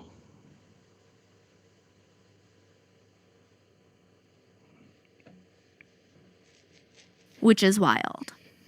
After his arrest, the only thing that he seemed really to care about, well, one, was not being put in a prison with a lot of Muslim inmates. Wow. But also was that they do not take his picture. He was hell-bent on the police using one of the pictures that he had prepared for this very moment. He included it in his manifesto. In fact, he wrote in his manifesto, before you commit acts of terrorism, take professional headshots. Where you look good, get a haircut, buy a suit and tie, do your makeup even. Because otherwise, the police will purposely find the most R-word looking photo of you and post it everywhere. That's the photo you're going to be known for. That is crazy. Yeah. And what did they use? They used their own photo, mainly. Oh, okay. Yeah. Did you see the photo that he prepared? Yeah. What does that look like? I mean, some of them are like him posing with a gun, but they do look photoshopped. So it's like Facebook photo, like trying to look cool. Yes. Trying to look bad and cool. Yeah.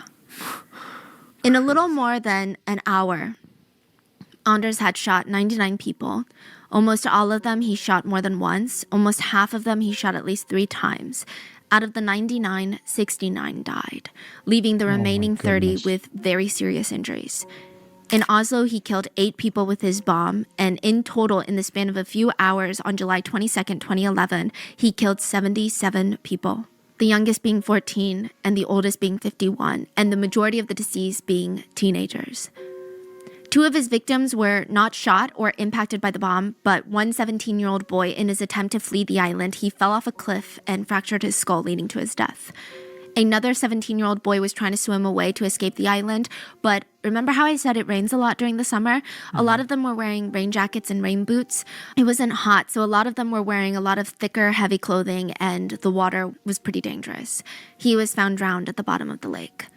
It was the bloodiest day in Norway since World War II, and at the time, globally, it was the worst mass murder in modern Western history. At the time. Everyone on the island gets divided into 3 categories by the authorities. Survivors who had been shot, but they survived.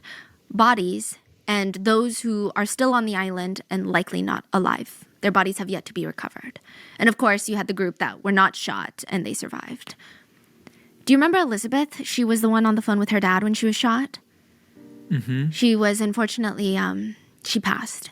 But her older sister, Catherine, was also on the island, and she called her parents, and she was trying to keep calm so that they didn't worry too much, and she told them, "Mom, I've been shot in the stomach and the arm, but it's okay. I'm okay. They're taking me to the hospital." She would be hospitalized for 19 days, and then she'd be well enough to go home. And when she did, I mean, nothing in her life was the same anymore. She lost her little sister. She gets winded, even just climbing up a flight of steps. And one night, she completely broke down crying. "Why me, though? Why me? Elizabeth was the pretty one with all the friends. Why did I survive? Why not her? Why did she have to be the one to die?" And her parents didn't even know how to respond to that. Adrian, the one that Anders didn't shoot initially because he thought he looked conservative enough, well, he was eventually shot in the shoulder. Whether Anders was aiming for him or just opening fire on everyone and he happened to be in that group is unclear, but he was hiding when he was shot. He survived. Made it to shore, and he kept insisting, "I'm good. I've just been shot in the shoulder. There's other kids that have been shot in the head, the face, the stomach, the chest. Like, go take care of them." The EMT listens to his heart, and they're shocked. I mean, they're staring at Adrian like he's not even supposed to be here, because if that bullet had been 1 millimeter, 1 pencil tip closer to the left, he would have needed to amputate his whole arm. If it had been 1 centimeter, about the size of a staple, closer to his heart, it would have killed him. Viljar, the brother who was shot in the eye, he survived.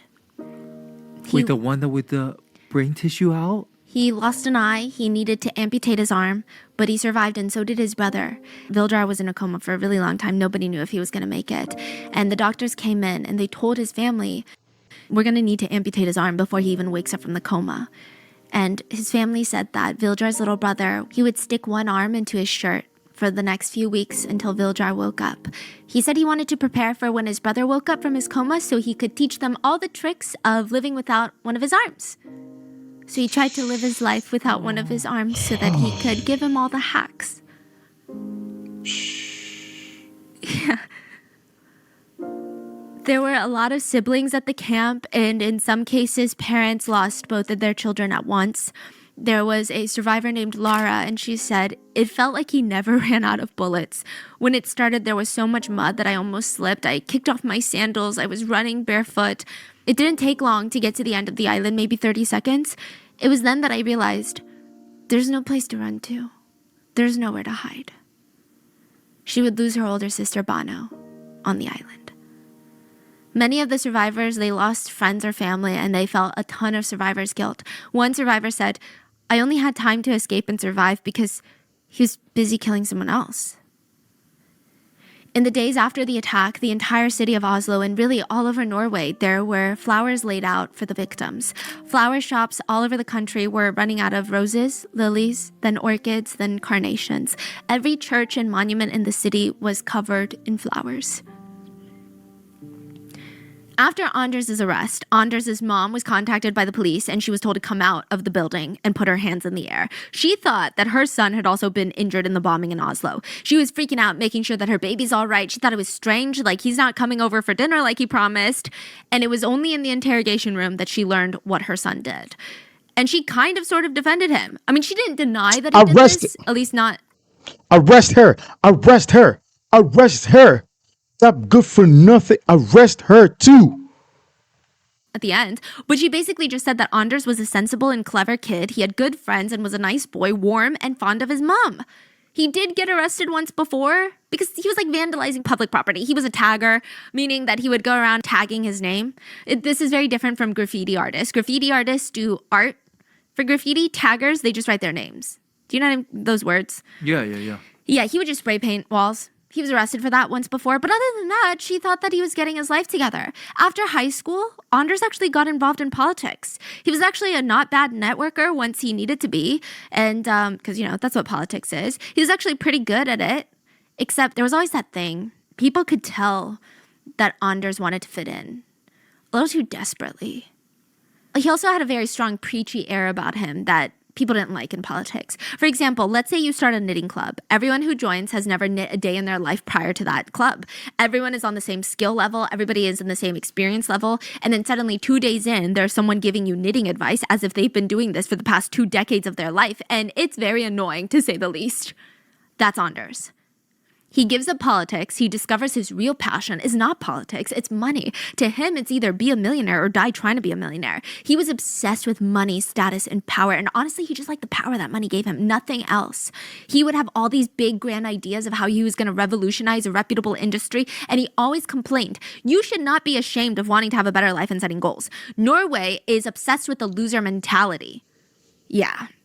He was always preaching and ranting about aiming higher, smashing through the most insane goals and boundaries. And if you listen to him talking, you would think that he's in the process of starting like the next Fortune 500 company.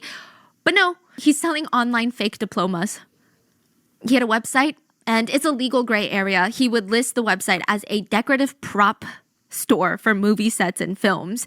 But I mean, I think it's pretty clear. Everyone knows what's being sold there. He would sell very legitimate looking diplomas from top universities around the world. He was basically a glorified forger. And the only reason that he stopped, even though he was making like $1 million, he at one point was a millionaire. What? Yeah. He was scared not for being arrested. He was scared that he would be exposed for being a forger. And that is such a low thing to be exposed for. It's like being described as a thief. Like, that's a very low, petty crime. It was gross. So he quit selling fake diplomas and he tried to move on with his life, but he just couldn't find anything. So for 5 years, he moved in with his mom. This is when he's 27 years old. He locked himself in his room, and for 5 years, he just played video games. His favorites were World of Warcraft and Call of Duty. He was actually pretty good at gaming, and he really liked the concept of gaming. He went on these rants about how you just need to put in the hours to be respected. You don't need to be born into games. You don't need to be handsome. You play, and you get respect from other players. That's it. He likes that everybody starts on the same footing, and nobody has inherent privileges, which... I mean, nobody tell this guy about cheat codes. A lot of netizens did later point out that it is strange. He's a neo-Nazi, which the best way to categorize Anders is neo-Nazi and they're fascists. They're like super far right. And usually they're the bitter enemies of communists, which some would argue is like super, super far left.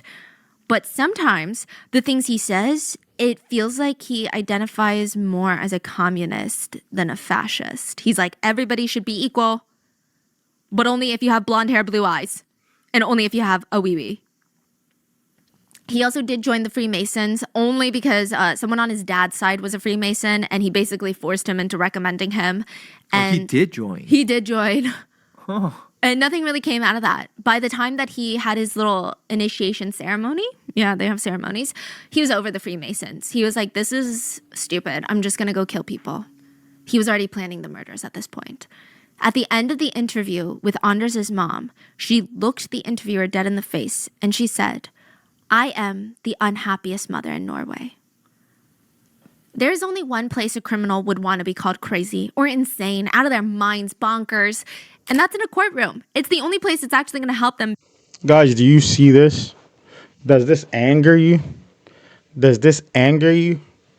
Because I have never felt this level of anger against somebody that I'm wishing all kinds of things, but because it's YouTube, but because it's regulated, I can't say it. I wish I had one-on-one with this guy. Fists, nothing, in a room. I do not care how many protein shakes he's drunk. I do, bro, oh my gosh, bro. Things like this exist within us. Things like this. Things that don't even deserve life. exists between us. Things like this thing.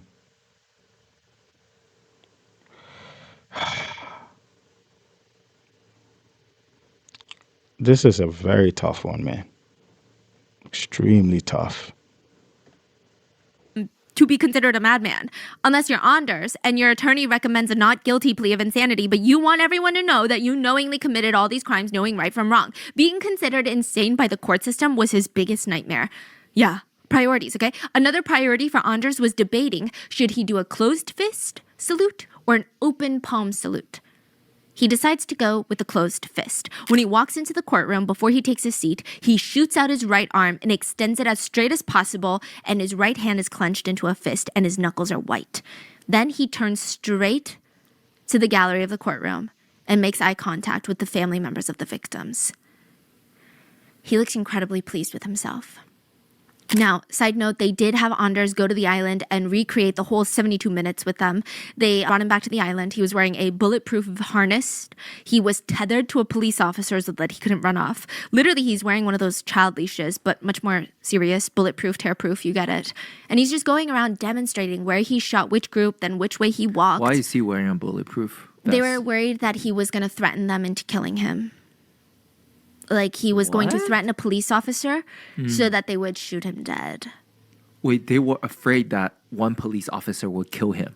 He would put them in a situation where they had to shoot him. Like he would want to exit by a police officer. Right, like he's trying to run away or trying to attack them. And then... So they can make him exit, but they didn't want to do that because they wanted him to stand for his crimes. Right, okay. Now, to a degree, it was for the police to get a very clear picture of how everything happened, but it was also so that they could get a gauge on his emotions. And they observed that he had no regret, no emotions going back to this island. There is a picture of him where he was just holding up an imaginary gun and he's grinning.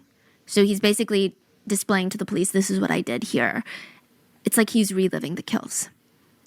Later during the trial, Anders is given the opportunity to address the victims' families, and he slowly gets up from his chair, turns to face the court, and he says, "When people say they have lost their most beloved, I also lost my entire family. I lost my friends. It was my choice. I sacrificed them, but I did lose my entire family and friends on July 22nd. I lost everything. So to a certain extent, I understand." Crazy. And one snippet of his testimony, so in the US, it's advised that defendants do not take the stand, but Anders' testimony and cross-examination would go to last longer than a week. He actually gets very upset when they start rushing him because this is his time to shine. Yeah. And he tried to argue that he did not do this out of evil. He did this out of goodness. He was trying to help Norway. He also compared the summer camp, to a Hitler Youth event, which is crazy considering he has many parallels in the way that he thinks that are parallel to Hitler. And what are you even talking about? Yeah. That's not even politically correct. It's astonishing how someone can be so evil, but also at the same time so incredibly unaware of themselves and their own ideologies. It's just weird. Jeg anerkjenner ikke norske rett, fordi at dere har fått mandatet deres fra politiske partier som støtter multikulturalisme. Day 17 of the trial, an object goes flying through the courtroom. A shoe. I mean, all anyone can do is just stare at it. It misses Anders, which is the target, and it hits one of his defense attorneys instead. And a man gets up screaming from his chair, "Go to hell, you killed my brother, you go to hell." Anders turns around and he looks disgusted by this man's actions. Like throwing a shoe is the most violent and vile, just despicable, uncivilized thing a human could do. But that man looks him dead in the face and says, "You're a murderer and a devil, so go to hell." The whole courtroom is silent before one person starts clapping. And then another, and then suddenly everybody is cheering and clapping. The young man is escorted out of the courtroom with just one shoe. Now, to give you additional context, like I said, Anders hates Muslims, and shoe throwing actually has a very strong significance in Arab culture. Shoe throwing has, from my understanding, it basically means that the target of the shoe is worth no more than the dirt that we step in. Good. And that's why I agree. And in fact, with Anders, he's lower than the dirt we step in. I think the dirt we step in has more value than him. I will pick that any day over him. I will bro, this guy is nothing. He's lower. He's lower than that. He is extremely lower than that. Man, you don't get it, man. This guy's like cockroach shit, and even that has value than him. Through the shoe. He said that he just wants to humiliate Anders. That's all. Convey a message for all the victims, and it's an expression of disgust. In the end, Anders was deemed sane and given the maximum punishment of 21 years. Stop. You're Stop. kidding me. Stop. Now, I will say there is a loophole in this. So this sentence is... There's no loophole in God, bro. 21 years. Are you freaking kidding me right now? 21 years.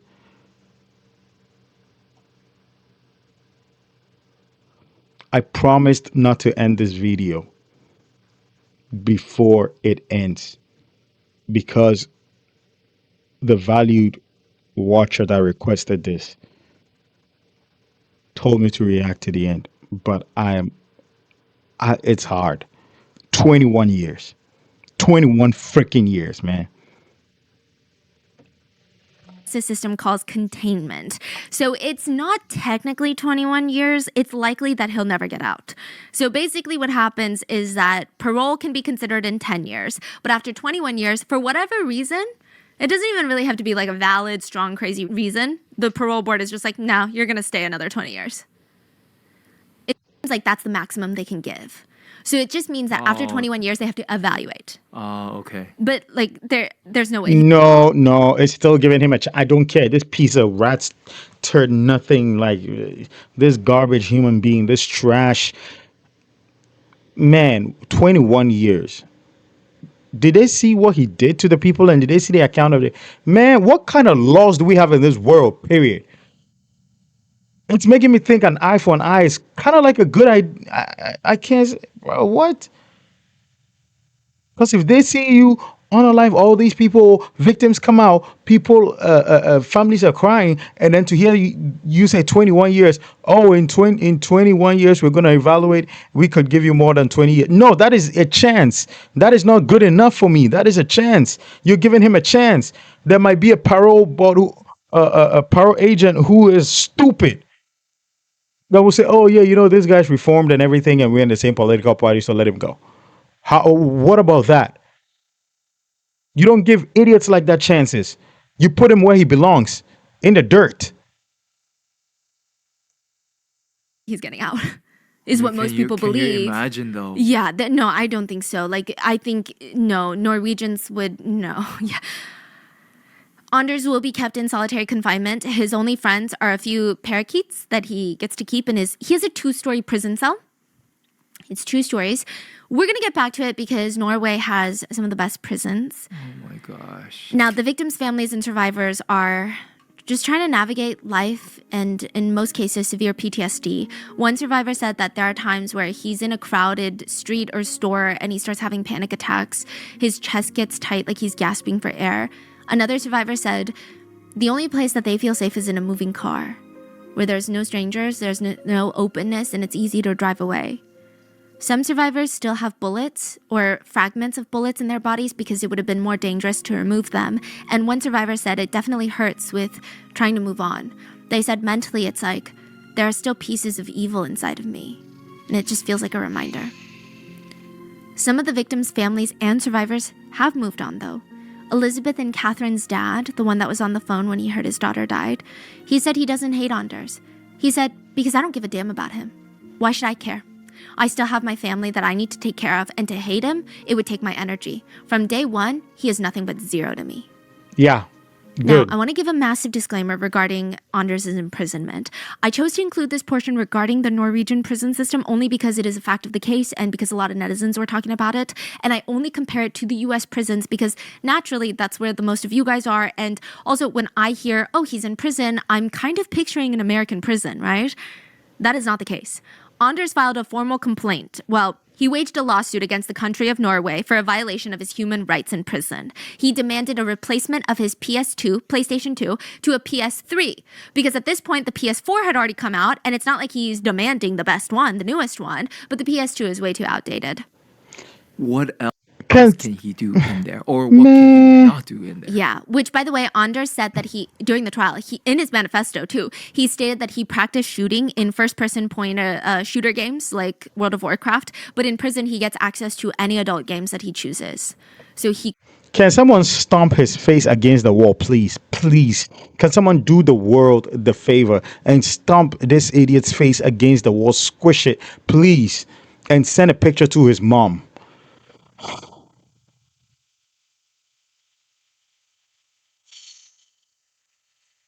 could be playing these video games. And this is not me trying to make a connection with violent video games. Like I typically don't subscribe to that belief, but he straight up said, that's how I practiced. He also went to shooting ranges, but he also said, yeah. He demands that his government allowance of $49 per week should be doubled.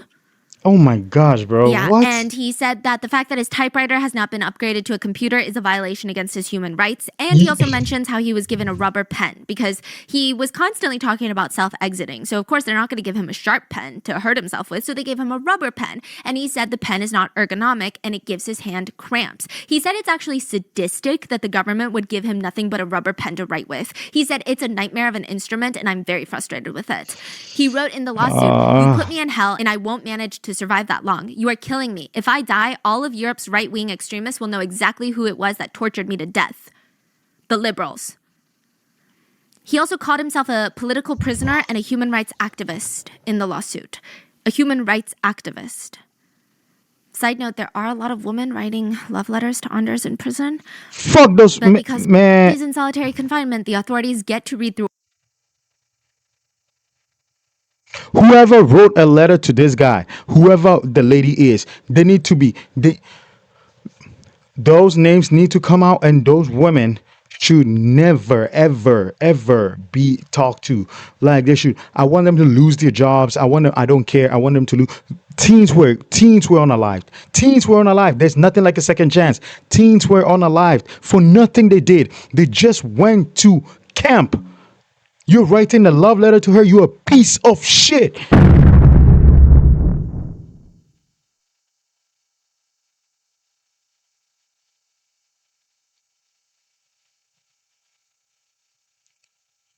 Some women don't even deserve. Man, come on, man.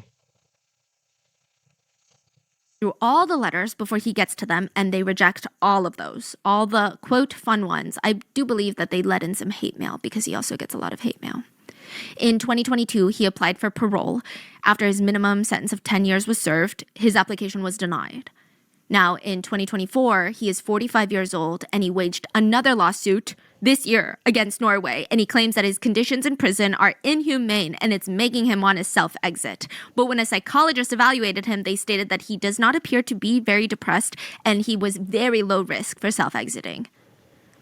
But just to give you an idea of how depraved his inhumane conditions are, here's a glimpse of his everyday life. He can play video games, watch TV, read the newspaper, and check out books from the prison library. He was given a computer, so his typewriter was changed into a computer, but he does not have internet access. He can prepare his own food and do his own washing. He can have phone conversations with female friends. He can contact prison staff, lawyers, a priest, health professionals. He has an outside volunteer that he was working with to get updates on life and help with things, but he no longer wishes to see them. I think they pissed him off. They can play chess with some volunteers. He built a gingerbread house as part of a prison competition during the holidays. He's got access to an outdoor play yard and is allowed to keep pet birds.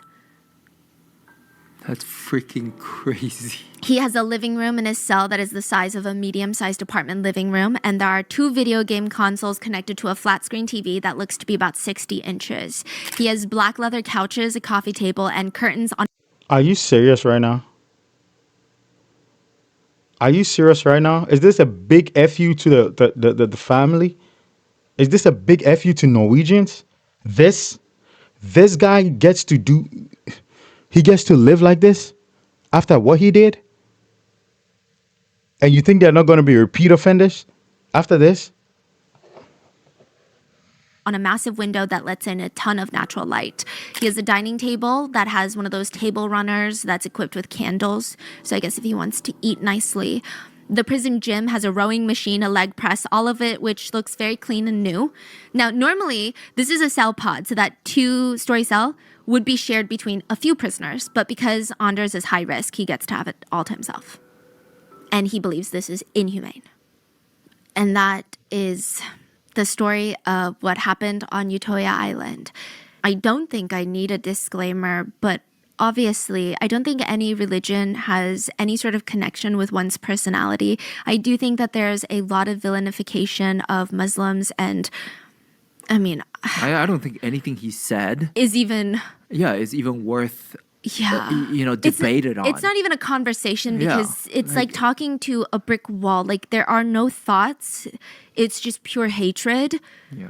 There is a Netflix movie that was created based off the events, and Fictional movie? Fictional. I think there were some conversations about it, which obviously it was not used as source material, but I just wanted to let you know.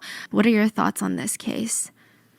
Let me know in the comments. This was a highly requested video, and please check out the book. I think the author works with a lot of the victims' families, and it was just an incredibly tough read to get through, but I think it is very insightful. Please stay safe, and I will see you guys on Wednesday. Bye. Man, you know what? I think I got to take a break from run manga for a while. Yeah, this case just made me so angry. You serious right now? You're treating him like that. He wants a computer, so you give him a computer. Oh, no internet access. Oh, PS2 to PS3, and bro, he unalived people. Those people are not coming back, and then you give him that treatment. You make him live better than a lot of people. And I believe there are homeless people, if not in Norway, in other parts of the world, who are good people who would appreciate that. You give that to this guy, and then you want to tell me that he is living in tatters and in shambles and stuff like that. This is bullshit. This whole thing is bullshit. The system and everything has to be revised. To me, I think bro, what he deserves is some of the things the cartels do. That is what this guy deserves. But bro, I gotta take a break. I gotta take a break. My next few reactions will not be run mango till I get my head straight. This guy, I pray that something happens in prison. I pray that something happens, like squashes his head. Maybe he's working out, rope breaks, and a whole plate of weights fall on him, something like that. Like, other than that, I don't have anything to say. His mom is a stupid whore anyway. Nah, I'm done.